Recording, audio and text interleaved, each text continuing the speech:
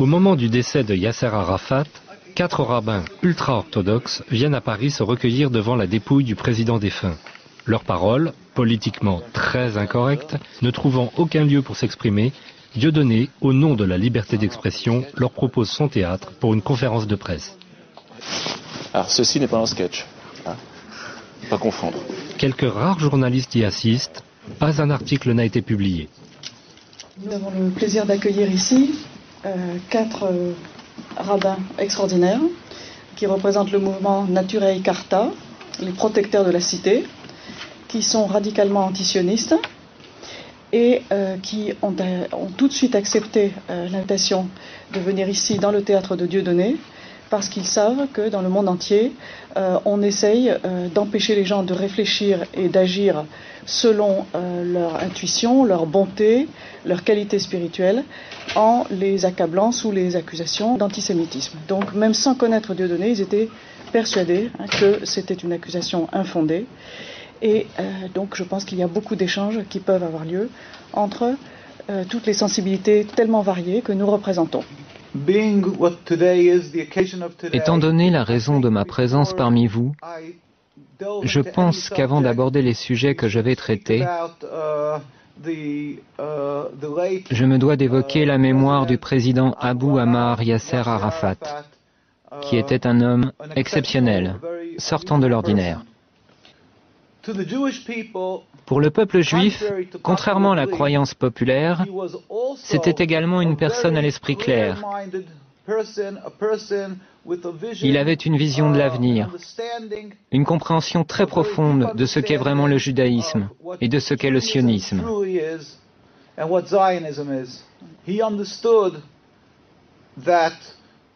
Il avait compris que le judaïsme est une sainte religion, plurimillénaire. Et il n'avait absolument aucune forme d'animosité, d'une quelconque façon, à l'encontre du judaïsme ou du peuple juif. Au contraire, il savait que le sionisme est très différent. C'est ce que j'expliquerai brièvement. Les sionistes, bien entendu, le dépeignirent sous les traits d'un antisémite, comme ils le font de n'importe qui, en Europe ou ailleurs dans le monde, qui tenterait de se dresser contre l'État criminel d'Israël et contre les agissements criminels qui émanent de l'État d'Israël. Ils affirment de manière automatique que cet opposant est antisémite, afin d'étouffer son opposition en la faisant passer pour une lutte contre Dieu. Ils donnent à croire que toute personne qui s'oppose au sionisme et à Israël serait quelqu'un qui blasphémerait la Bible et nourrirait de la haine envers les Juifs. Maintenant, je vais vous expliquer brièvement ce qu'est le sionisme. Comme je vous l'ai dit, le judaïsme est une religion plurimillénaire. Elle remonte aux patriarches Abraham, Isaac et Jacob. Le sionisme est à peine centenaire, créé par Theodor Herzl et ses amis, des gens totalement athées, des gens qui étaient totalement étrangers à la religion, qui détestaient la religion.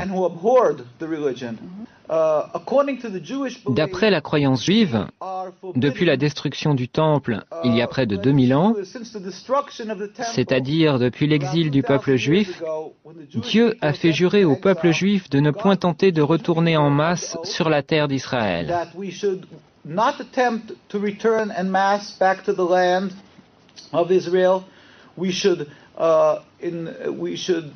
Nous ne devrions jamais nous rebeller contre une quelconque nation.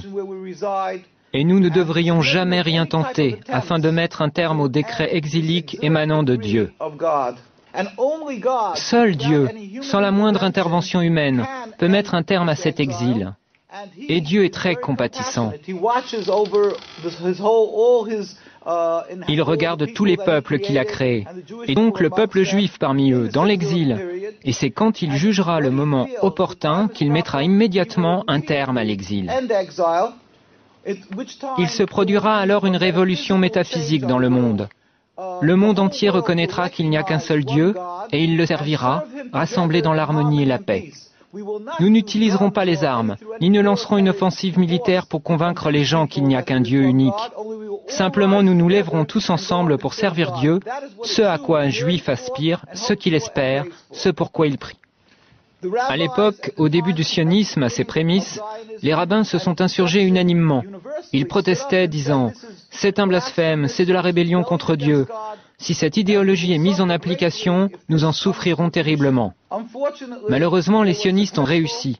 Tout d'abord, ils voulurent aller en Ouganda. Là-bas, il y avait des terres vierges, mais ils comprirent que la nation juive ne les suivrait pas. Aussi se jouèrent-ils et abusèrent-ils des espoirs et des aspirations que pouvait entretenir tout juif à retourner à Jérusalem, et ils leur dirent « Nous sommes en train de vivre les prémices de la rédemption. Viens, suis-nous, retournons ensemble sur la terre d'Israël. » S'appuyant sur l'ignorance des multitudes non-juives dans le monde entier, ils abusèrent de leur compassion, escomptant qu'elle prendrait pour argent comptant ce que dit la Bible, à savoir que cette terre appartient aux Juifs, et dirait qu'on leur donne la terre. Ils ont utilisé ces sentiments afin de poursuivre leur entreprise, de marquer des points sur le terrain, dans l'objectif de s'accaparer la Palestine. La Palestine était un pays peuplé d'êtres humains, les Palestiniens, c'est-à-dire les Arabes habitant cette contrée, ainsi que des Juifs orthodoxes qui craignent Dieu. Et tous dirent comme un seul homme, « Nous ne voulons pas d'un État d'Israël, nous ne voulons pas de ça. » Et étant donné que les sionistes ont usurpé la terre, qu'ils sont allés en Palestine et qu'ils l'ont volée au peuple palestinien, ils ont soumis ce peuple par la force des armes, puis ils l'ont expulsé. C'est là une seconde grande tragédie, une transgression, une rébellion contre Dieu, un agissement criminel contre Dieu. Et tous les rabbins étaient contre ces exactions. Ils étaient ulcérés, révoltés par ce que ces juifs non religieux avaient fait. Je terminerai par ceci.